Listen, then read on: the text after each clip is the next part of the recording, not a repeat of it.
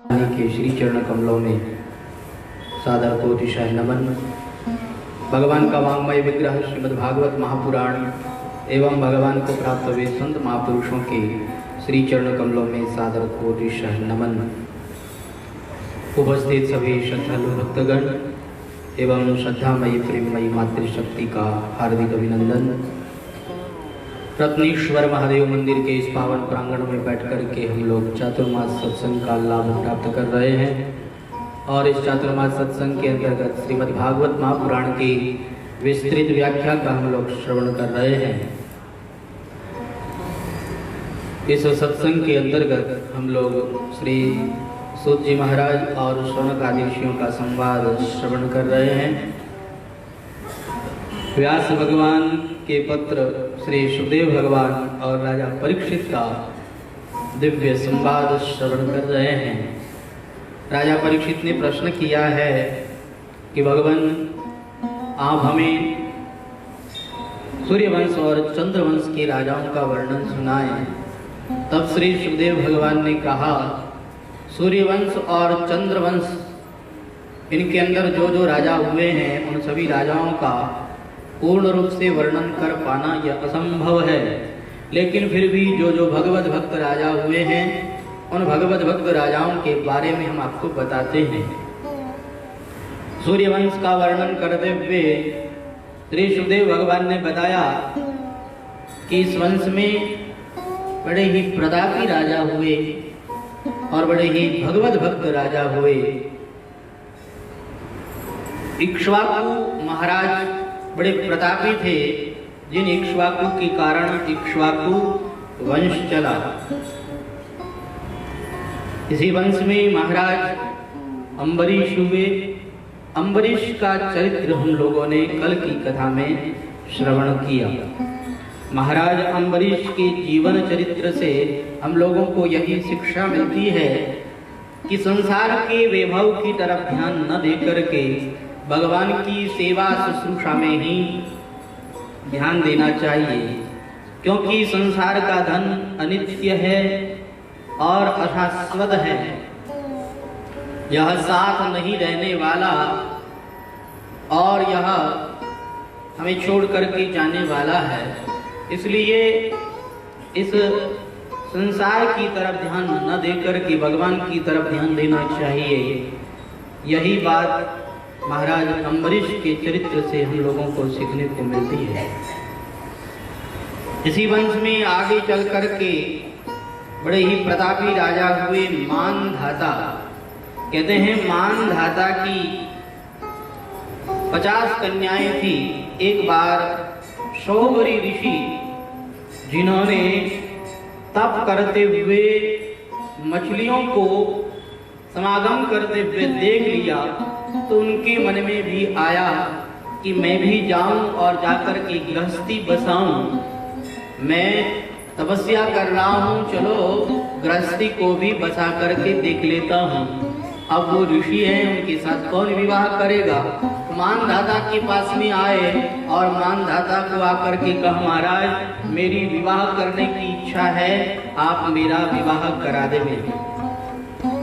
महाराज ने सोचा कि इस तरह से ऋषि के साथ में अपनी कन्या का विवाह करा देता हूँ तो कन्या जीवन भर मुझे कोसती रहेगी, कहेगी कि मेरे पिता को ये ऋषि ही मिले, ये दुबले पतले और जंगलों में रहने वाले, कुटिया में रहने वाले ऋषि ही मेरे पिता को मिले, कोई राजकुमार मिला ही नहीं। जीवन भर मेरी कन्या मुझसे कोसती रहेगी। इसलिए उन्होंने उपाय सोचा। उन्होंने कहा कि अगर ऋषि को मना करेंगे तो हो सकता है ऋषि शाप दे देवें। इसलिए उन्होंने बुद्धिमानी के साथ में कार्य किया। उन्होंने कहा कि मेरी कन्याओं में से जो भी कन्या आपको पसंद करे उसके साथ में आपका विवाह कर दिया जाएगा, आप तो भीतर जाइए। ऋषि समझ गए कि मानधाता बुद्धिमानी कर रहे हैं, जरा थोड़ी सी चालाकी कर रहे हैं, तो ऋषि ने अपने तपोबल के द्वारा इतना सुंदर, इतना दिव्य रूप बनाया। जैसे ही रनिवास में गए और वहां की कन्याओं ने जैसे ही ऋषि शोभरी को देखा तो उन पर मुग्ध हो गई और वो 50 की 50 कन्याएं कहती है हम तो इन्हीं के साथ विवाह करेंगे। 50 कन्याओं को साथ लेकर के शोभरी ऋषि मानधाता के पास में आए और आकर के कहने लगे महाराज ये सब की सब कहती हैं कि हम तो इन्हीं के साथ विवाह करेंगे, अब आपकी क्या राय है। मानधाता ने कहा कोई बात नहीं महाराज, ये कन्याएं अगर आपको पसंद करती है, आपके साथ अगर विवाह करना चाहती है तो महाराज मुझे कोई आपत्ति नहीं है। मानधाता ने अपनी 50 कन्याओं का विवाह शोभरी ऋषि के साथ कर दिया और शोभरी ऋषि ने 50 आश्रम बनाए, 50 महल बनाए और शोभरी ऋषि उन 50 पत्नियों के साथ रहने लगे। एक दिन की बात है, बहुत साल व्यतीत हो गए हैं, सायंकाल का समय है, संध्या वंदन का समय है। उन्हें याद आया कि अजय मुझे तो संध्या वंदन करनी है। अरे इतने साल व्यतीत हो गए, आज तक मैंने संध्या वंदन नहीं की। अरे कहाँ मैं इस गृहस्थी के जंजाल में फंस गया, कहाँ इस कंपाल में फंस गया कि मैं तो अपनी पाठ पूजा ही करना भूल गया, मैं तो अपना संध्या वंदन करना ही भूल गया। अरे ऐसे ही मेरी जिंदगी बीत जाएगी। अब तो उन्हें होश आया और वो सचेत हो गए, भगवान के भजन में लग गए। तो मानधाता की 50 कन्याओं का शोभरी ऋषि के साथ में विवाह हुआ। इस तरह से इसी वंश में आगे चल करके महाराज त्रिशंकु हुए, जिन त्रिशंकु को विश्वामित्र जी ने अपने तपोबल के द्वारा स्वर्ग भेज दिया था, लेकिन वहां से देवताओं ने वापस उन्हें धकेल दिया, तो बीच में ही रहे वो, इसलिए उनका नाम त्रिशंकु हुआ। इन त्रिशंकु के महाराज हरिश्चंद्र हुए। ये हरिश्चंद्र ऐसे प्रतापी, ऐसे प्रभावशाली राजा हुए कि आज भी हम हरिश्चंद्र को याद करते हैं। हरिश्चंद्र अपने धर्म का पालन करने वालों में श्रेष्ठ राजा हुए हैं। हरिश्चंद्र के समान कोई श्रेष्ठ राजा नहीं हुआ है।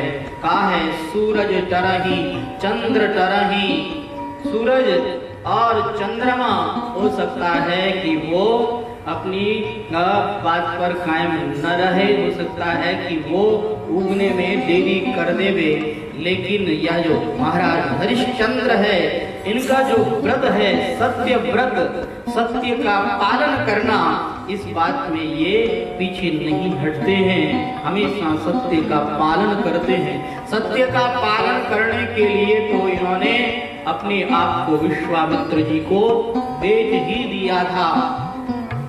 इन्होंने अपने आप को बेच दिया, अपनी रानी को बेच दिया, अपने पुत्र को बेच दिया और चांडाल के यहाँ पर रहने लगे। जिस समय में चांडाल के यहाँ रह रहे थे, इनकी रानी और उनका पुत्र रोहित को विषधर सांप ने डस लिया और रानी अपने पुत्र का दाह संस्कार करने के लिए जैसे ही मणिकर्णिका घाट पर आई है और उन्होंने क्या देखा कि वहां पर महाराज हरिश्चंद्र चांडाल का रूप बनाए हुए वो खड़े हैं। अब रानी ने हरिश्चंद्र को नहीं पहचाना और हरिश्चंद्र ने रानी को नहीं पहचाना और उस बालक को लेकर के रानी आई। जैसे ही चिता पर रखा, महाराज हरिश्चंद्र ने उस बालक को देखा।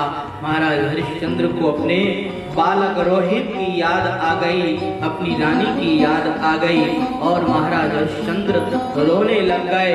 और उस समय में रानी जोर से रोती है और रोती हुई कहती है कि हाँ रोहित, अब मैं तुम्हारे बिगड़ क्या करूंगी। जैसे ही रोहित के शब्द को महाराज ने सुना तो कहा देवी तुम कौन हो। कहा मैं महाराज हरिश्चंद्र की पत्नी हूँ, सेव्या हूँ। अच्छा आप महाराज हरिश्चंद्र की पत्नी हैं, क्या हुआ आपके लाला को। कहा मेरे लाला को एक विषधर सर्प ने डस लिया।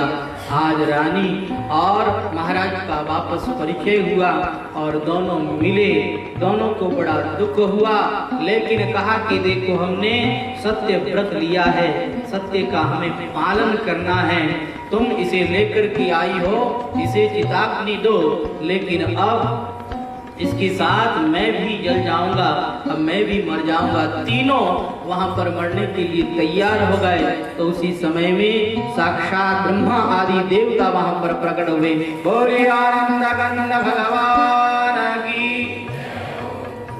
ब्रह्मा आदि देवताओं ने कहा, महाराज आप परीक्षा में सफल हुए, महाराज आपका इसमें कोई दोष नहीं है।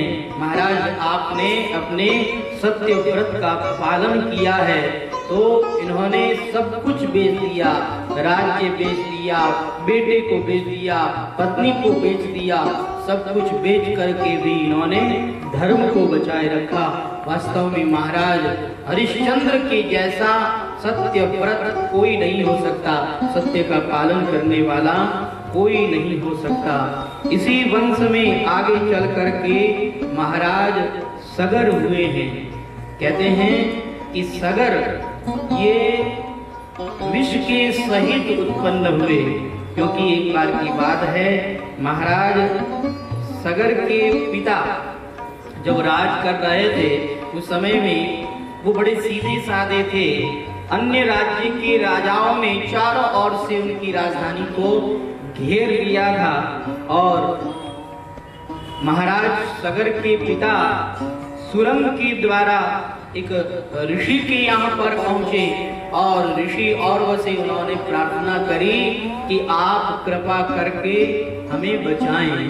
तब ऋषि ने उनको रहने के लिए स्थान दिया और महाराज सगर के पिता बूढ़े थे, जब स्वर्ग सिधार गए तो उनकी रानी उनके पीछे सती होने के लिए तैयार हुई। लेकिन महर्षि औरव ने क्या देखा कि यह गर्भवती है और गर्भवती को तो सती नहीं होना चाहिए। उन्होंने उसे रोका और महाराज का अंतिम संस्कार करके फिर उनके बालक का जन्म हुआ। और यह जो बालक हुआ वह बालक विष के सहित उत्पन्न हुआ, क्योंकि अन्य रानियों ने उस रानी को विष दे दिया था। कहा कि इस रानी के पुत्र होगा तो हम लोगों की पूंछ कम हो जाएगी, इस रानी की ही रानी की पूंछ होगी, इसलिए उस रानी को उन्होंने जहर दे दिया था। लेकिन महर्षि औरव के कृपा के कारण वह जहर के सहित बालक उत्पन्न हुआ। गरेण सहित इति सागरः, गर के सहित विष के सहित बालक उत्पन्न हुआ। लेकिन बालक का कुछ भी नहीं बिगाड़ पाया वह विष, इसलिए इनका नाम हुआ सगर। महाराज सगर ने इस पृथ्वी का शासन किया। महाराज सगर की 2 पत्नियां थी। बड़ी पत्नी के गर्भ से असमंजस का जन्म हुआ है। कहते हैं ये असमंजस हमेशा छोटे छोटे बालकों को उठा करके और कुएं में डाल करके आ जाते हैं। लोग इनसे बड़े दुखी हो गए थे। कहा कि ये कैसे राजकुमार हैं, छोटे छोटे बालकों को ये कुएं में डाल करके आ जाते हैं। लेकिन ये जो असमंजस हैं ये योग भ्रष्ट हैं। राजा के यहाँ पर आपका जन्म हो गया है, परंतु ये पूर्व जन्म के योगी हैं। इन्होंने देखा कि राजा मुझे राजगद्दी पर बिठा देंगे और मुझे इस राजगद्दी को संभालने में ज्यादा समय लग जाएगा, मैं इसमें आसक्त हो जाऊंगा, तो मैं भगवान का भजन नहीं कर पाऊंगा। इसलिए ये पागलों की जैसी चेष्टा करने लग गए ताकि मुझे कोई राजगद्दी पर न बैठाए। वैसे ये योगी थे। बालकों को इन्होंने कुएं में डाल दिया था, लेकिन उन सभी बालकों को इन्होंने योग बल के द्वारा वापस जीवित प्रकट कर दिया था। और उनके माता पिताओं के पास में जब बालक पहुंचे, उनके माता पिता बड़े प्रसन्न हो गए और आकर के महाराज को कहा, लेकिन महाराज ने तो तब तक असमंजस को बाहर ही निकाल दिया था। तो महाराज की दूसरी पत्नी थी केशिनी, उनके गर्भ से 60,000 पुत्र उत्पन्न हुए। और वो 60,000 पुत्र जब उत्पन्न हुए तो महाराज सगर ने एक बहुत बड़ा यज्ञ किया और उस यज्ञ के अश्व को देवराज इंद्र चुरा करके ले गए और पाताल लोक में कपिल भगवान के आश्रम पर उन्होंने उस घोड़े को बांध दिया। सगर महाराज ने कहा कि जाओ, जाकर के तुम हमारे घोड़े को लेकर के आओ। हमारे घोड़े को कौन चुरा करके लेकर के गया है? सगर महाराज के पुत्रों ने पूरी पृथ्वी पर अश्व को खोजा, लेकिन उन्हें कहीं अश्व नहीं मिला। जगह जगह पर उन्होंने धरती को खोद डाला। सगर महाराज के 60,000 पुत्रों ने सागर को खोद दिया, इसलिए इसका नाम सागर हुआ है। द्वीप को उन्होंने खोद दिया, इसलिए इसका नाम सागर हुआ। और पृथ्वी को खोदते हुए पाताल लोक के अंदर ये लोग चले गए और पाताल लोक में इन्होंने क्या देखा? कपिल भगवान के आश्रम पर उनका अश्व बंधा हुआ है। उस अश्व को लेकर के कपिल भगवान को वो बुरा भला कहने लगे। कपिल भगवान को जब वो गालियां निकालने लगे, कपिल भगवान ने आंख खोली और कपिल भगवान का वह जो दिव्य तेज था, उस दिव्य तेज को वो सहन नहीं कर पाए और वहीं पर वो जल करके राख हो गए। सगर महाराज के 60,000 पुत्र जब राख हो जाते हैं तो सगर महाराज बड़े चिंतित हो जाते हैं। अभी तक हमारे पुत्र लौट करके नहीं आए, क्या बात है?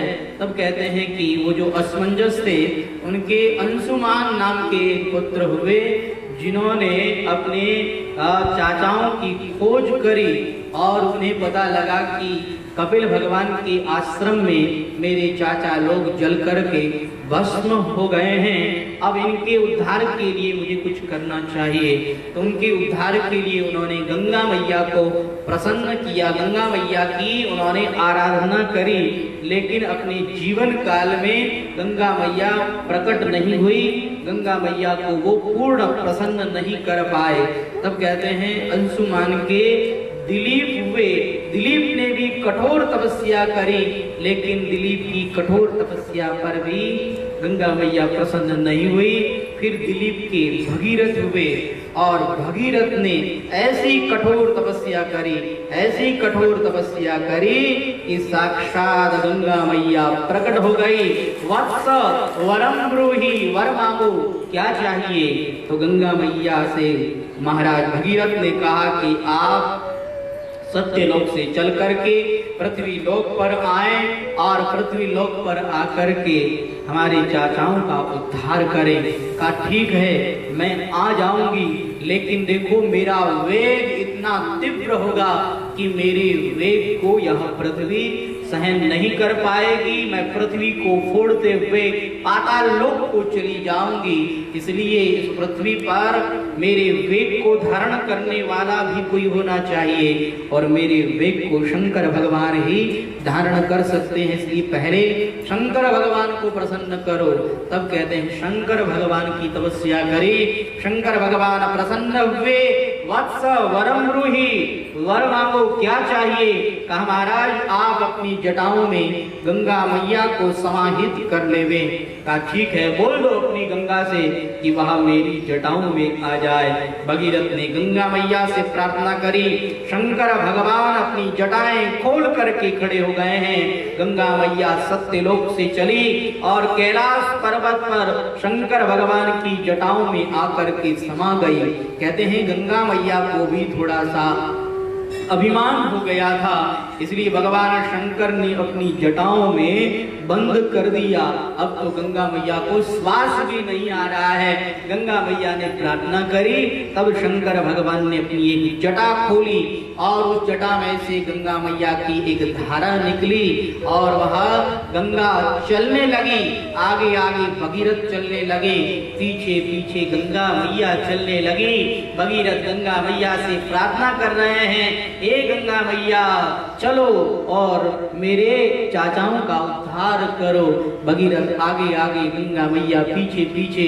चलते चलते एक जन्नू ऋषि थे।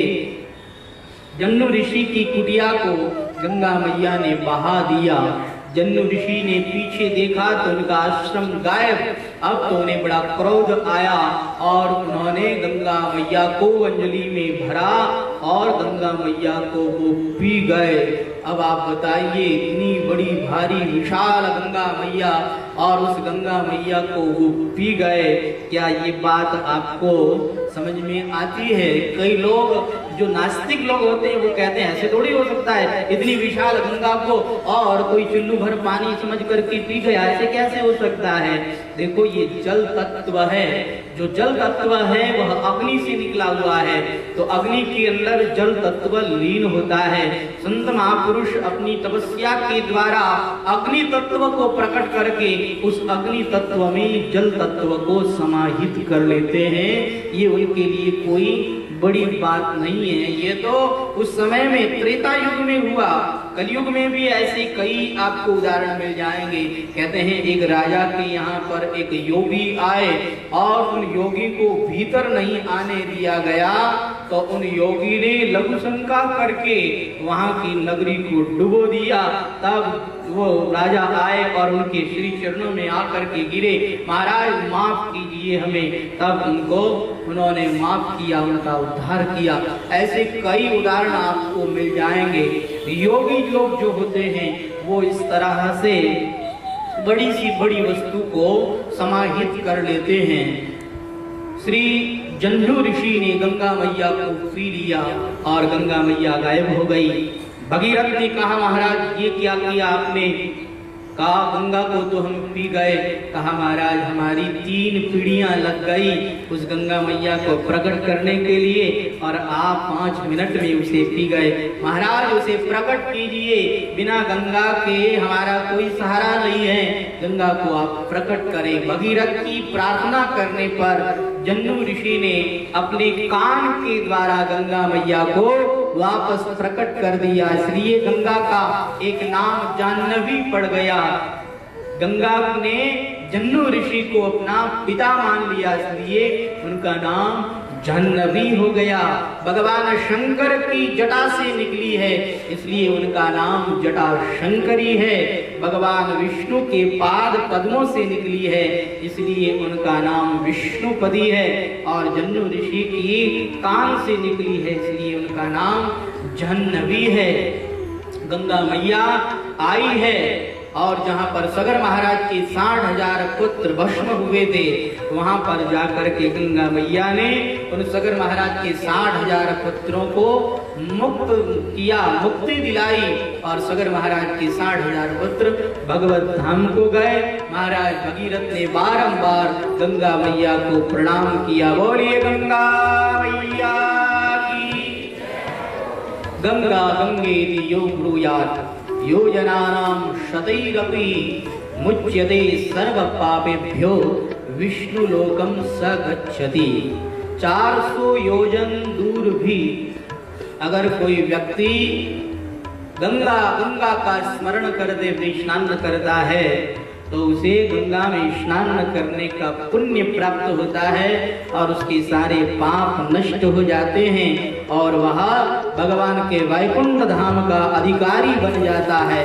इसलिए हमेशा गंगा का स्मरण करते हुए ही स्नान करना चाहिए और हमेशा गंगा जल का हमें आचमन करना चाहिए। प्रत्येक व्यक्ति को अपने घर में गंगा जल रखना चाहिए। गंगा जल साक्षात भगवान विष्णु का चरणामृत है और चरणामृत तो हमेशा लेना चाहिए। नियम से अपने घर में गंगा जल रखना चाहिए और गंगा जल का नियम से पान करना चाहिए। जो व्यक्ति हमेशा गंगा जल का पान करने वाला होता है उस व्यक्ति का अंतःकरण शुद्ध रहता है और वह व्यक्ति नरकों में नहीं जाता, वह व्यक्ति पापों से छुटकारा पा लेता है। इसलिए गंगा जल का हमेशा आचमन करना चाहिए। गंगा जल की क्या महिमा है, इस पर हम आपको एक प्रत्यक्ष उदाहरण बताते हैं। संतों से हमने सुना है कि एक मुसलमान थे, लेकिन वो अपने गले में हमेशा गंगा जल रखते थे। किसी ने पूछा कि महाराज आप अपने पास में यह गंगा जल क्यों रखते हैं, इसके पीछे क्या राज है। तो उन्होंने बताया कि एक बार की बात है, मैं गंगा जी के किनारे जा रहा था, इतने में एक मेरा पुराना साथी आया जो कि मर चुका था, लेकिन वह यमदूत बन गया था और मेरे पास में आकर के मुझसे मिला और मुझसे कहा कि तुम्हें याद है मैं कौन हूँ। अपना परिचय दिया और सब बातें करी। बातें करके कहा कि देखो भैया, मैं मर गया हूँ और मरने के बाद में मैं यमदूत बन गया हूँ, और देखो मेरा यह काम है, जो पापी व्यक्ति हैं उन्हें उठा करके लाना, यह मेरा कार्य है। तो आज मैं अमुक अमुक व्यक्ति को लेने के लिए आया हूँ, वो देखो गंगा जी के किनारे खड़ा है, उसे मैं लेने के लिए आया हूँ। कहा उसे आप कैसे ले जाएंगे। कहा आप यहाँ खड़े खड़े देखिए हम उसे कैसे ले जाते हैं। तो यमदूत एक सांड के सींग पर बैठ गया है और वह सांड बड़ा तीव्र गति से भागा है और भाग करके गंगा जी के किनारे जो व्यक्ति खड़ा है उस व्यक्ति के पेट में सींग डाला और वहीं पर वह मर गया।